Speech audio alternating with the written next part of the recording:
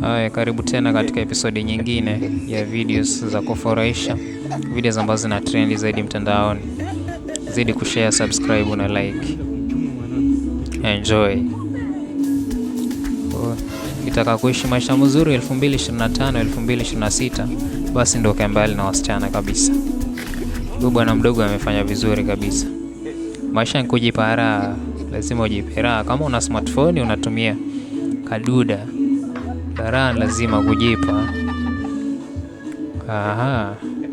Kwani huyu mwanamume mwanamke? Huyu anakaa kama Boloyeng. Mwanamke kama Boloyeng huyu. Vitu vingine na vinafaa kupigwa marufuku kabisa. Kama huyu anafaa kupigwa marufuku kabisa huyu. Hebu angalie.